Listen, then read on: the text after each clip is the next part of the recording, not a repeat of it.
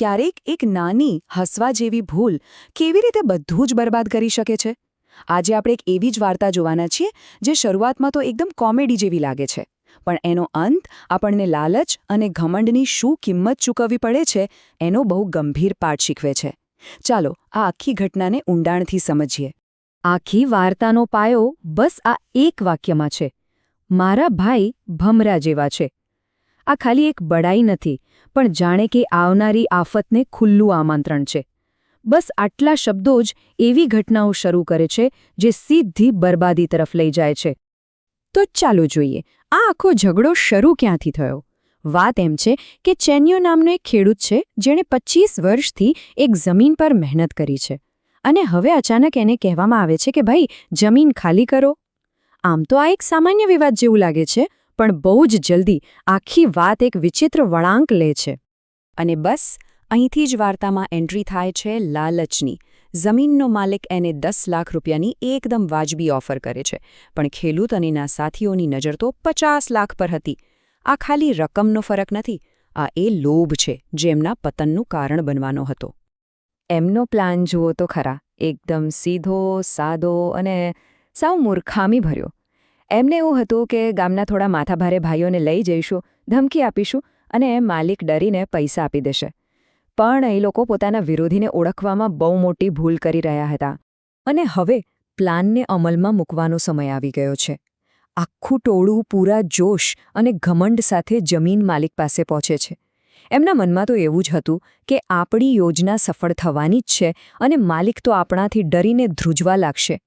એ લોકો ત્યાં પહોંચતાની સાથે જ જે માહોલ બનાવે છે એ જોવા જેવો છે. ધમકીઓ, અપમાન, હાથ ઉપાડવો, પોતાનો દબદબો બનાવવા માટે એ લોકો બધું જ કરે છે. આ સમય તો એમનો ઘમંડ 7મા આસમાને હતો.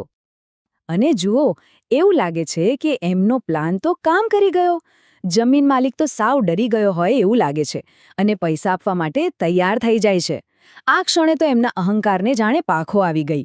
એમને લાગ્યું કે બસ આપણે જીતી ગયા. પણ એમને ખબર નહોતી કે એ લોકો એક મોટી ઝાડમાં ફસાઈ રહ્યા છે. પણ વાર્તા અહીં પૂરી નથી થતી. આ એક ક્ષણ છે જ્યાં બધું જ ઊંધું પડવાનું છે. જે લોકો અત્યાર સુધી શિકારી બનીને ફરતા હતા, હવે એમનો શિકાર થવાનો વારો હતો. આખી બાજી પલટાવાની હતી. જમીન માલિકની ઓફર તો જુઓ, 10 લાખની વાત ક્યાં, અને હવે તો દરેકને 15-15 લાખ આપવા તૈયાર છે. આનાથી મોટી લાલચ શું હોઈ શકે? એમની આંખોમાં તો હવે જીત પાક્કી દેખાઈ રહી હતી. એ લોકો પૈસાની જ રાહ જોઈ રહ્યા હતા. બધાના મનમાં રોકડાના બંડલ જ દેખાઈ રહ્યા હતા. પણ જેવી ગાડીનો દરવાજો ખુલ્યો, એમાંથી જે બહાર આવ્યું એની તો એમણે કલ્પના પણ નહોતી કરી. અને બસ ખેલ ખતમ. એક જ સેકન્ડમાં આખી રમત પલટાઈ ગઈ. પૈસાના બંડલને બદલે ગાડીમાંથી નીકળ્યા 3 કદાવર બોડીગાર્ડ્સ. ભાઈઓનો બધો આત્મવિશ્વાસ, બધી હેકડી એક જ ઝટકામાં તૂટી ગઈ. તમે જુઓ કે કેવી રીતે બસ એક જ મિનિટમાં આખી બાજી પલટાઈ ગઈ. 1 મિનિટ પહેલાં આ લોકો પરિસ્થિતિના માલિક હતા, ધમકીઓ આપી રહ્યા હતા, અને બીજી જ મિનિટે એ લોકો બંદૂકની અડી પર લાચાર ઊભા હતા. આ એકદમ અચાનક થયેલો ફેરફાર હતો. હવે વારો હતો પરિણામ ભોગવવાનો. એમના મનનો ડર અને આઘાત હવે હકીકતમાં ફેરવાઈ રહ્યો હતો. એમને સમજાઈ ગયું કે હવે એ લોકો એવી પરિસ્થિતિમાં ફસાયા છે જે એમના હાથની બહાર છે. હવે પૈસાની નહીં, પણ પોતાની ઇજ્જત અને જીવ બચાવવાની લડાઈ હતી. જમીન માલિકે એમની સામે જે પસંદગી મૂકી એ ખરેખર અપમાનજનક હતી. આ હવે કોઈ પૈસાની લેવડ-દેવડ નહોતી, પણ જીવવા માટેની લડાઈ હતી. અને આ પસંદગી તો એમના અપમાનને વધુ ઊંડું બનાવી રહી હતી. જમીન માલિકની આ અંતિમ ઓફર કોઈ પૈસાનો સોદો નહોતો. આ તો સંપૂર્ણપણે શરણાગતિ સ્વીકારવાનો હુકમ હતો. એને પૈસા નહોતા જોઈતા. એને તો આ લોકોનું અપમાન કરવું હતું. એમની બધી બહાદુરીને કચડી નાખવી હતી. અને અહીં આવે છે એમના અપમાનની ચરમસીમા. જે ભમરા જેવા ભાઈઓ બીજાને ડરાવી રહ્યા હતા, એ જ ભાઈઓ હવે બંદૂકની અણી પર પોતાનો જીવ બચાવવા માટે નાચી રહ્યા હતા. એમની બધી જ તાકાત અને હેકડી ડર અને લાચારીના નાચમાં ફેરવાઈ ગઈ. હવે વાર્તા એના અંત તરફ આગળ વધી રહી છે.